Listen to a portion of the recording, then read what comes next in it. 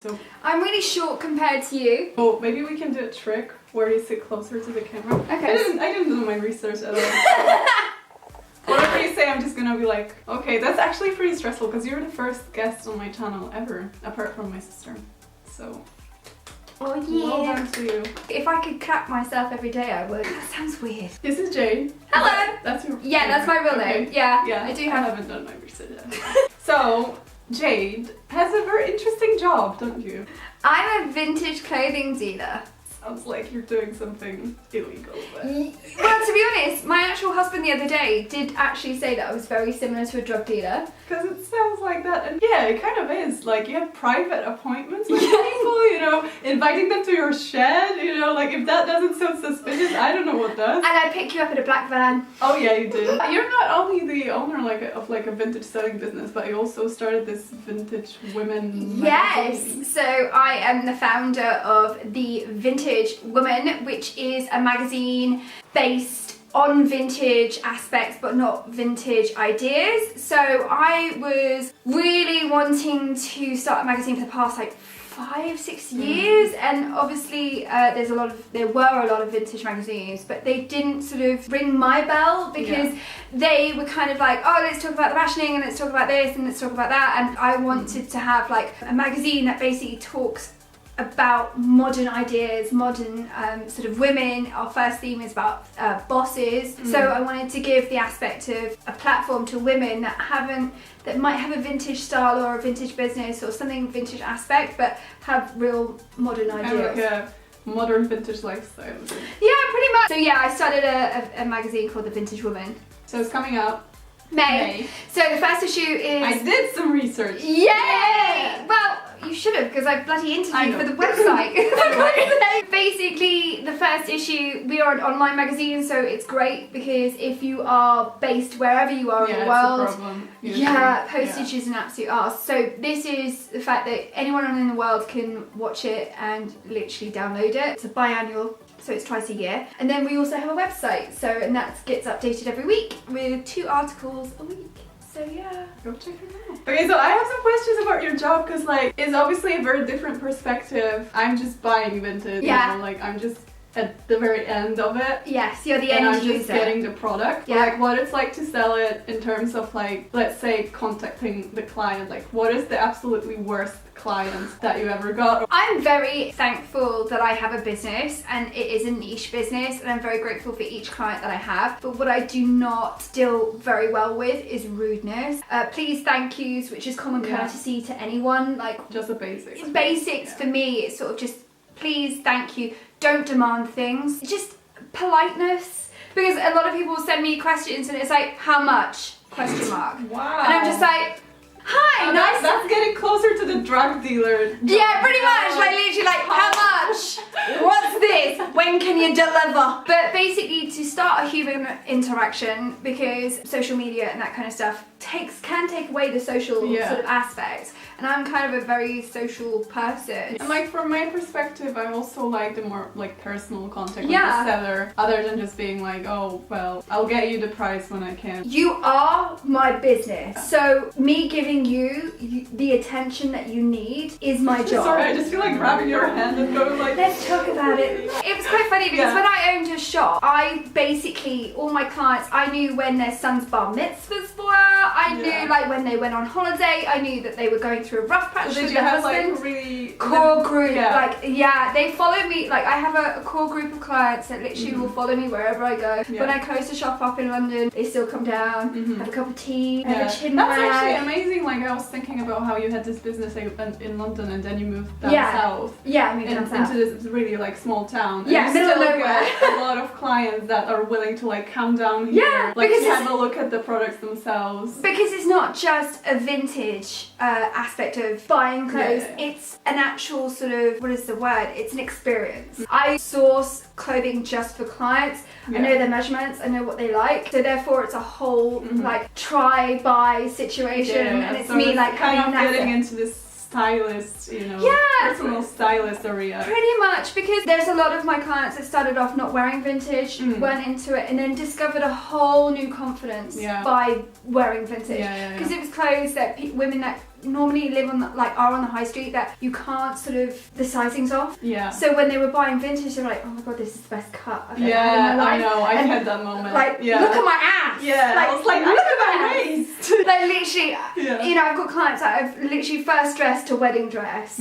I've like done it. Yeah. And it's that's like the whole amazing. look. You know, Yeah, created the whole look. Pretty much, and it also gives them that sort of confidence, and that's love. I will never lie either. So if you come that's to important. me and you put on a dress, if you come to an appointment and you try on a dress, I will tell you it does not look right. Normally women send me their like the outfits of their wearing, and I'm like, yes! If there could be a GIF and sound like that wouldn't be really weird, I would definitely send all my clients going, yes! We can do that. Oh my god, Someone yeah, will make that. give me, yeah! So the client would stand at the back of the shop and I would literally shop for them. And when people come down here, I basically do the same You thing. do like a selection of the clothing. Yeah, that pretty might much, be them. because it can be quite overwhelming going into like a space Oh yeah. with so much vintage that Yeah, literally yeah. everyone, like, No, I've had that in a lot of vintage shops actually, where it's really a small space and everything is like cramped. yeah. And you get in and you don't really feel like starting to explore Yeah, and discover cool. all of the things because you're like, it's too much. Well, you'll actually be really surprised because basically when I had my shop, it was all colour coordinated and very well spaced on the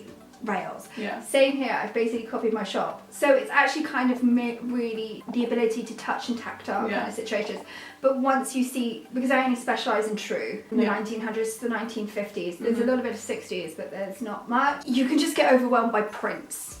Yeah. Because I have an addiction to prints. Literally. Everyone that comes in, they're like, I don't know where to start. Like, Because it's like, you know, you're not going to have time to look at every single thing. I think that's where it gets overwhelming. Because you're like, okay, I have a limited amount of time and I just want to use it right. You know, you don't want to waste any second Pretty much. going for But a then wrong thing. what I'll do is I normally, so the client goes through the first time round and then I've seen that they've probably missed a couple of things because obviously they might have just got so overwhelmed to where I'm just like, bitch, did you see this? Did you see this? And they're like, no, I need to try that on. And I'm like, yeah. Sometimes when you see, because you only see like a side of the clothing sometimes when it's hanging on a hanger. On hanger. Yeah. On the rail. Wow. So like you have this first impression of just seeing the side of the clothing. You literally just pick the color usually, or like maybe the fabric, but you can't see the cut or like the pattern or anything. When you look in the studio, hopefully you'll Can we just realise. grab the dog so we have a nice thumbnail? Hello.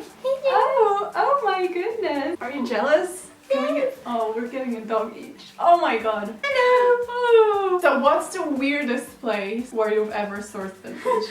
In someone's car in a dump. Wow. Okay. Yeah, and I actually got bitten. But was it like a car just left there? So yeah, it was someone had driven their battered car and it was full of old clothing and they'd just taken it to a dump and then literally dumped everything. And I literally got a phone call from someone I know when I was out buying and they were like, so there's a car full of stuff and you're gonna probably want to go in it. And I was like, okay, cool. Didn't tell me that it was at a dump and didn't tell me that literally like it was a dumped car. So I literally thought I was dealing like with someone that owned the car, but I wasn't. I was dealing with the plant Did you have manager. to open the car yourself? Yeah. Wow. I had to open the car and it literally smelled like dead people. Then literally like weighed in a car without knowing what fully was in there. I got bitten by like stuff and it was really hot as well, so I thought I was gonna die. And there was like black bin bags full of stuff. I just like, what have I touched? What is this? Okay, just take it, just do it. And I forget. I was just like this, but I got some of the most amazing stuff from it. Yeah, literally. Wow. So that was probably the weirdest. But that's not the way it usually is. No. Oh no, that was literally Just running around dumps and like. No, I maybe wish. there's something nice here. I wish there was normal people that literally dumped a car, dumped the clothes in a dump. Yeah, because it seems quite fortunate, you know? It's like, here is this car full of old clothing that you might be interested in. Literally, it was like a Volkswagen wagon kind of car as well. God. It was amazing. It was so weird though. And what's the most unique thing you've ever found? Can you single out one thing? One of my most favourite things that I ever sourced was a 1940s Burnham and Barnum Marcus circus dress and it was full tigered sequins. And it's actually with a very famous woman right now who is Mosh, the I've seen the dress. Yeah, she wore it to actually a whole documentary based on tigers or something, so that was amazing. So that's the thing I was wondering about vintage sellers, vintage dealers. Like, how do you decide what to keep and what not when it's not about the size? Because that's something I would not know how to like, sort out. Like, I would just want to keep all the things, especially the more special ones. I would just be like, okay, I'm just gonna frame it, you know, it's not a big deal. So I'm renowned for not being a hoarder. If you looked at my own personal vintage collection, you would actually be generally very surprised that I don't have a huge amount. There are only a couple of things that I like to keep and hoard. Hawaiian telephone cord bags and also costumes. So I have an amazing Trick Rider 1940s Western costume with full sequin sleeves. It will never get on my body, and it's got the trousers, and it was owned by a really famous 1940s Trick Rider. And I love it because it was a woman and she was the best in her field. And then I also have a Jack Herzog spider web dress. So those are the things that I will only keep, and then I have a Freddo block. So it's more like, I don't know, like trophies really. It's not trophies. It's not stuff that you just want to have in your wardrobe. No. Very specific collection of all the stuff you admire. It's things that I'm just like, I don't get emotionally attached. So a lot of vintage dealers and a lot of people that are into vintage will literally just get massively attached to things. I don't. Okay, that's convenient. Yes, which is why my clients kind of love me, because they know that I'm not going to be hoarding the great stuff in my own wardrobe. They're going to be able to buy it. Like I had a Freddo block. It fit me. I could have kept it. But I was like, no, I already have a Fred, like a full suit. I don't need another one. Do you know what I mean? So I was just like, well, let's let that out to the world. That's why I'm never going to sell vintage clothing. I would be like, it's pretty, I'm going to keep it, you know? Well, it's a business for me, and I have to run a business. So if I'm not selling, I'm not making money. Like, my friends get massively attached. Yeah, and it's also a thing of not knowing how the next person is going to take care of the thing, you know? Like, you have a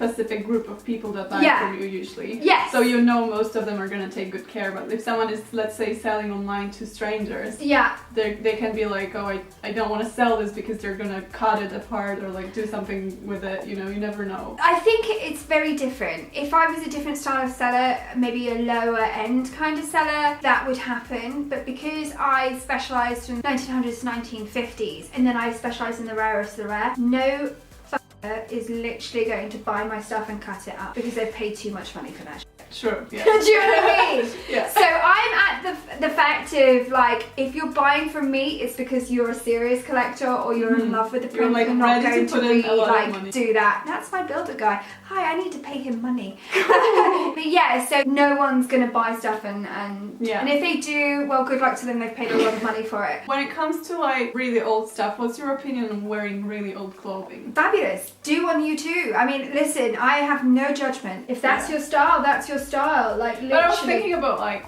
you know, let's say Victorian clothing, because it has this kind of like historic value to it. Like, would you think it's okay to just go around and wear it? Hey, listen, if that is your aesthetic and you're treating it well, because let's put it this way, if you're wearing that kind of period of clothing, you're going to love it and you're going to look after it. You're not going to trash it. I think the clothes are meant to be worn. If it was like a house of worth and you were wearing that every single day, well, girl, first of all, how much coinage do you have? And two, like, go you. Let me go give this guy some money because I think he's going to want that. Okay, let me look at my list. Don't look at my list. What vintage garment or like piece of clothing that is no longer really fashionable would you bring back? Lucite's lost its sort of love in the past couple of years, but lucite handbags, like the real crazy lucite handbags, I would probably bring that back because they're a piece of art. Yeah, they're gorgeous. I have a collection of lucites and I see that on the market they're not getting as much love as what I think they deserve. They should, yeah. Because they're literally pieces of art. Like how they've managed to get the colourways, how they managed to do the clasps, the engineering is beautiful. Like you've got the honeycomb lucite which literally looks like a honeycomb. Back in the early century, the like 30s, 40s, 50s, pre that, everyone was wearing foundation underwear. true. Who wears foundation underwear now? Yeah, actually, when I was having a look at like the Oscar dresses this year, a lot of them seem to have some sort of corsetry underneath. Yeah, there was a lot of foundation underwear, but I think that's a great thing because it kind of brings women back to the fact that you can wear foundation underwear. It's not something like your nan would wear, and it's something that helps clothing a lot. Yeah. Because I think that when you're wearing couture and like on the red carpet, that's a lot of couturier. So the average woman would not be able to wear that without a good foundation underwear on. And there are also those like modern foundation, like you have reproduction brands. Oh, massive! You can even go to Marks and Spencer's in the UK and buy great something foundation. nice. Yeah. So it's not about like getting. It's not unaccessible. Stuff. No, it's not unaccessible. It's the fact of getting modern women. Did I even start recording yet? Could you Just imagine? checking. Modern women to understand that wearing foundation garments will be uncomfortable to start with, because obviously. But then they're also getting less uncomfortable like throughout the years. I think, with new materials. And the new materials and that kind of stuff. But it's something that they're not used to, so it's going to be restrictive. But for then them. on the other hand, you have all these like modern spandex stuff, or like the waist cinchers. The waist trainers supposedly. So like people want that, they need that kind of like support.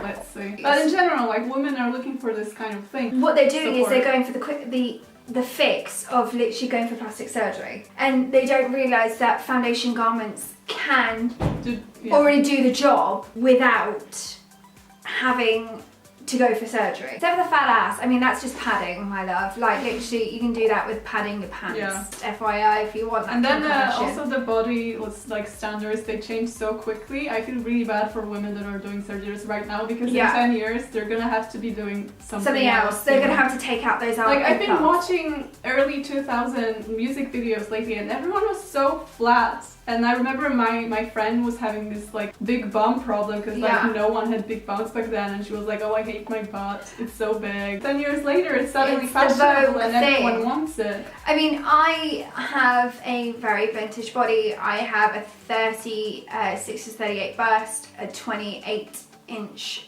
waist, and then I literally have the fattest ass. Growing up, being told that I was very sort of like Frank, being told that I wasn't the ideal body shape, and then going to modern clothing stores and not being able to buy anything or feel beautiful or anything like that, because when I bought a pair of jeans, it would like be tight on my ass and then huge on my waist.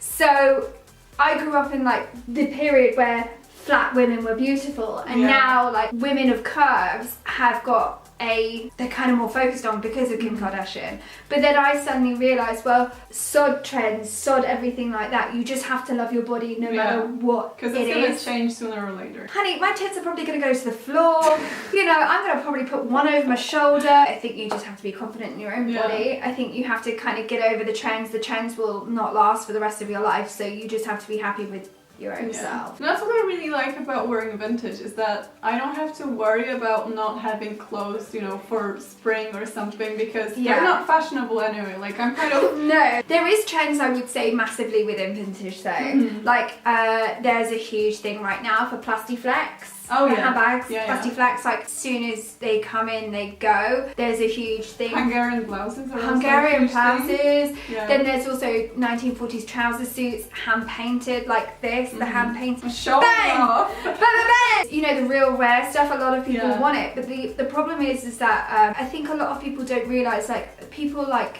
me and some very other, I would say, other vintage dealers work their complete and utter asses off. It's hours upon hours of trying to find it, then it's cleaning it, then it's paying your seamstress a valid wage for doing that kind of stuff. Then I shoot on a model, so it's paying my model what they asked to be paid. Everything comes inside to that one piece.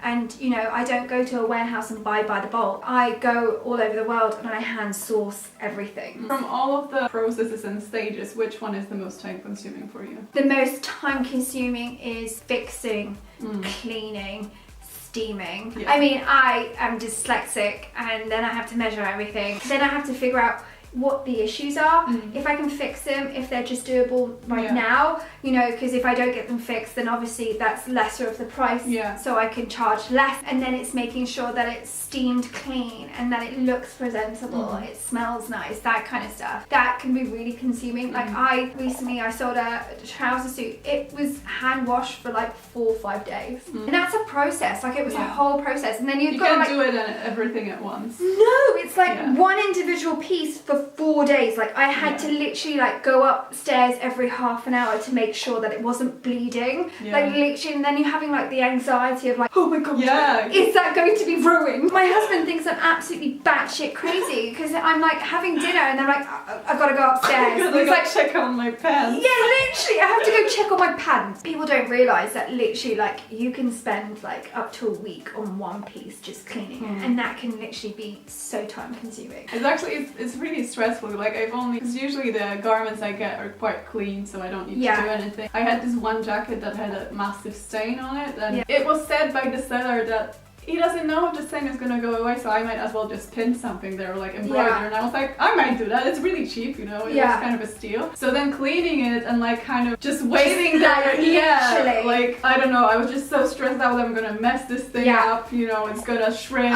It's gonna die. Welcome to my life every day. I was talking to another vintage dealer, and I was just like, I've literally been staring at this suit for like 5 days straight, and I think I might go crazy. Did you have instances where you were like desperately trying to clean it up and like make it work, but it just didn't work in the end? There has been some things that but those were things that I could afford to. I bought them very cheaply. I knew that they weren't. So it was kind of a hit or miss, but so it was kind of an experiment kind of situation. It still hurt, like it still really hurt, because I was like, that's the thing, is like you're dealing with something vintage, so like you know it might be only one piece of it in the world, so like you really don't want to mess it up. I mean, the Jack Herzog that I have upstairs, I've had it professionally dry cleaned by a very, very reputable dry cleaner. Also, this is a huge thing. If you're gonna get your stuff dry cleaned, get it dry cleaned by someone that actually knows what vintage is and what fabrics are used, because obviously it's a whole different kind of fabric situation. I had it professionally dry cleaned. It's not the best of condition, but for me personally, I've now got it upstairs in a tissue box and everything's an acid-free paper. It's not going to ever be perfect, but I've got it in my own archive because it's a piece of history for me. Also, it's the fact that like I keep it around because it inspires me and sort of just like, that's beautiful, I'm doing a beautiful job. And that's kind of where I take inspiration. Like I keep things that excite me. So I'm just like, oh yeah, that trick rider, that Western costume. I'm like, yes, queen. I can just imagine what like shit she got up to, and I'm just like, yes, you know. Amazing. So I also have a lot of designers, so they come over and have a look at my archive and sort of just like take inspiration. I'm like, this, don't touch. You can look, do not touch. So whenever you're down, you're just gonna have a look at your pretty much. Like I always look at the Jack Herzog or my Hawaiians, and I'm guaranteed to just be like, I'm happy now. Like, you know, when you get like I get a message from maybe a client who's a nightmare, and I'm just like, I need to like have my happiness, and I literally just go upstairs and just touch. To get my energy level literally like why I do this. Go upstairs, have a look, and just go.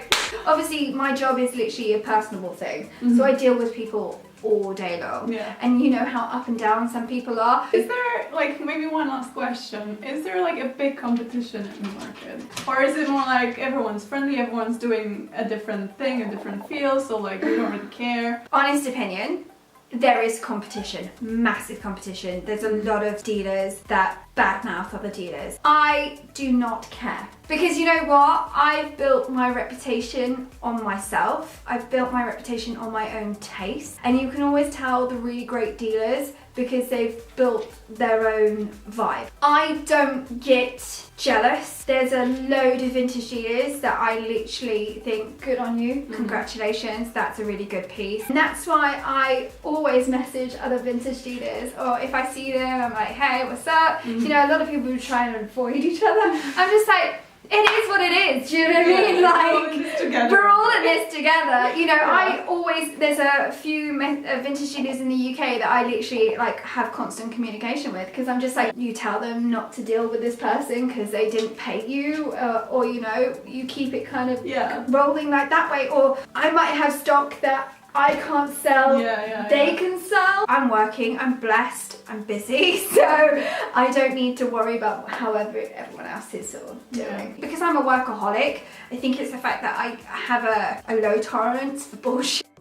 So I'm just like... You have a bullshit intolerance. Yeah, I do. It's sort of just like, don't get me wrong, there's people I don't like, but I don't deal with them. Yeah. And I don't openly badmouth them. I don't, you know, they have nothing to do with my business, I have nothing to do with theirs. But you know your meme, like, where you're like, send this to an unwanted suitor. I'm like this, with vintage dealers. Meme dealers. Dude, you could do it with YouTubers. I'm sure you've got like YouTubers that literally are... I've had... Because it's a really small community at this point, I don't think there is anyone particularly mean. But I've had some people like copy my ideas. Yeah. And I was like, whatever, like, if you want it, just do it. Like, I don't care. Yeah. You know? But do you find it effective if they openly ripped you off and didn't give you any credit? Would that annoy you? If that made them really popular and like, everyone would be saying it's well done, I would probably just message them and be like, I didn't like what you did, that was really mean. But you've never had anyone that's openly sort of ripped you off? I might have. Okay. But, like, I might have moments when someone doesn't openly say they were inspired by something else I did, but then I was also inspired by some people. Yeah, I mean, so the thing it's is, not there's like so many I don't have, inspirations. you know, copyright on my ideas anyway. Are we done? I think we're done. Yeah, I think we're done. I think I've fallen in love with you. Okay, well... Do you want to stay here and be my third? You have a really nice house. What kind of question is that? Okay, cool. I've just got married, but I'm pretty sure we're open. but like literally nothing sexual. You can just live here and like just be with me. Works for me. And you can play with vintage all day long. Oh my goodness. Yeah. Do you want to click that? Because I always do that, but no, you can do it. Where? It's in the back. Yeah. Like a stop button. Oh yeah.